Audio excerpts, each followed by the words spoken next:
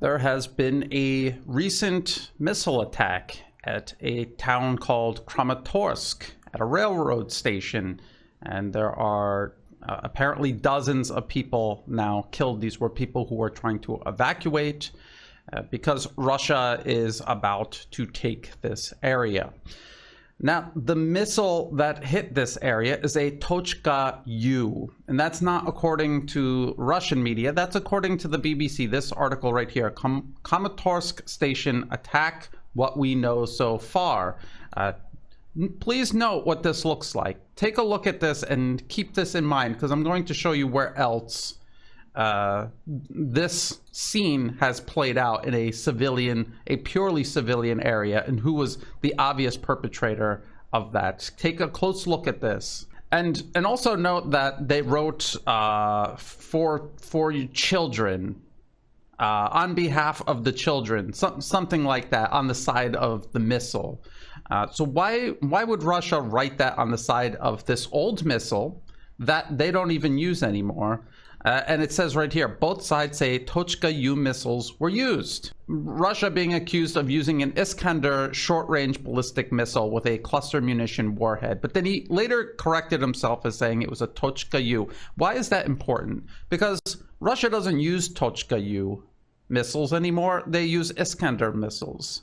The only country in this war right now using Tochka U missiles and using them on population centers, not on military targets, is Ukraine. And I'm going to show you an indisputable case of Ukraine firing a Tochka U at a civilian population, a case the US, the European Union, the UK said absolutely nothing about. They couldn't have cared less regarding this other case. But now that it's Kramatorsке and it's at this late hour in the war where Ukraine has depleted its military power, Mariupol has all but fallen, a land bridge established from Crimea all the way to the border with the Russian Federation, and now Ukraine's forces, tens of thousands of forces, about to be encircled and either forced to surrender or annihilated.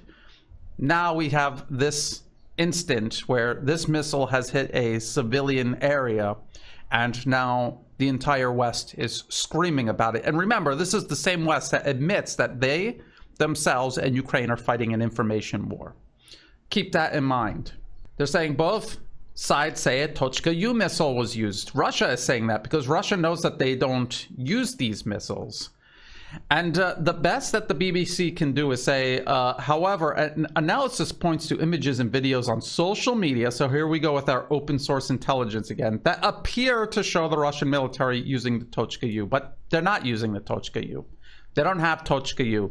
They're finding these things in the field and they're assigning blame to Russia. They don't have a picture of Russia actually going around with Tochka U's before they're fired. Show me images of that, and then I'll believe you that Russia might still be using these very outdated missiles when they have a supply of Iskander missiles to use instead. Now, here is The Guardian. Russia accused of monstrous war crime in Kramatorsке station attack.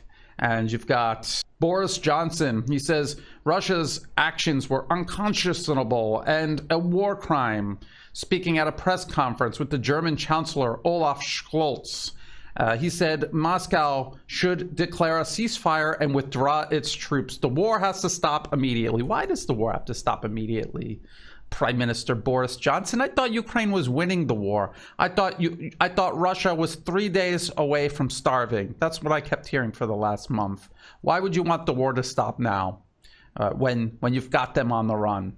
So it's very obvious what's going on here. Ukraine is being defeated, and this is exactly what we saw all during the Syrian conflict when the US, British, and EU-sponsored terrorists were being routed. They would pull something like this. They would carry out an attack on a civilian population. They would say the Syrian government did it, and then they would call for intervention. They would call for more sanctions. That's what they did throughout the entire conflict until they completely lost. And this is what we're going to see here in Ukraine.